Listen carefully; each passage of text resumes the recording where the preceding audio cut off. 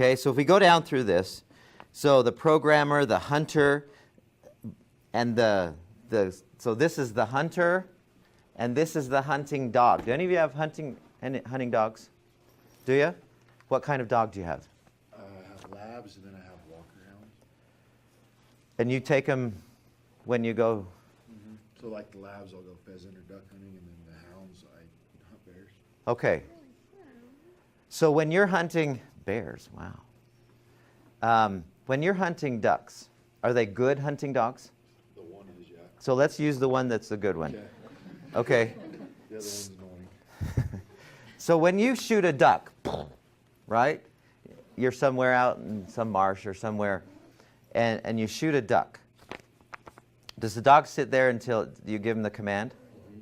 So you give him the command, but he knows there's a duck out there, right? He's seen it fall, or however it does, and then he's sitting there, and then what's the command that you give him? I say get the bird. Get the bird? Mm-hmm. Does your dog ever go, yeah, no, I don't think so?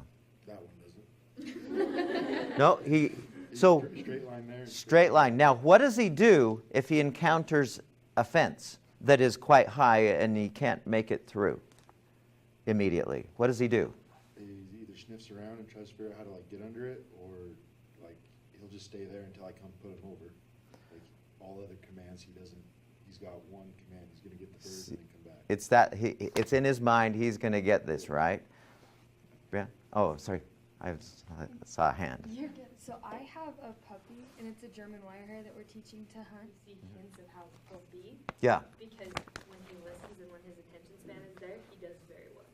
And so what you're doing is you're programming the dog to function without thinking about it, yeah.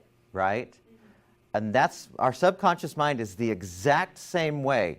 With driving, you don't have to think about it anymore. With tying your shoe, you don't have to think about it anymore. With most of the things we do in a day, if I were to say, there's so many funny things. If I have noticed, if I ever write something on the board, what do you guys do? Write it down. We write it down. When I just talk like this, you don't write anything. But there must be, it's almost hypnotic, where I'll put anything up here. I'll put stupid things up here that have nothing to do with stuff. And you're still writing it down without even thinking. Because we have been programmed, we've been trained, if it goes up there, it must be important enough for me to write it down. I'm not making any judgment about that. There's no judgment. It's just funny to watch how unconsciously we do so many things. Going down a little bit, the conscious mind makes value judgments and analyses. It senses good, bad, right, and wrong.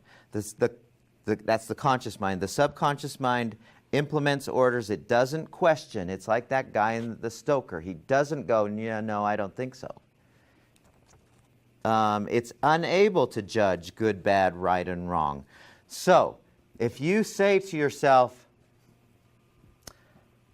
oh, I'm really hungry, and there's some Oreo cookies over there, and you think, maybe I will have some Oreo cookies, and there's some milk also. You know, probably two things that our body should rarely have in it. But it's so yummy, right? And so your subconscious mind is not going, don't do that. That's not a good call. We don't need that in here. We're busy working on the inhale that you had a virus come in here. We're busy dealing with that. And making a baby, we don't need to have to work on the hydrogenated fat that you're going to put in here. Don't do that. It just, okay, whatever. It doesn't make any value judgments. It doesn't know right or wrong. Appropriate and inappropriate, that's for the conscious mind. It's personal, the conscious mind is. The subconscious mind is impersonal. Locus of rational or deliberate thought.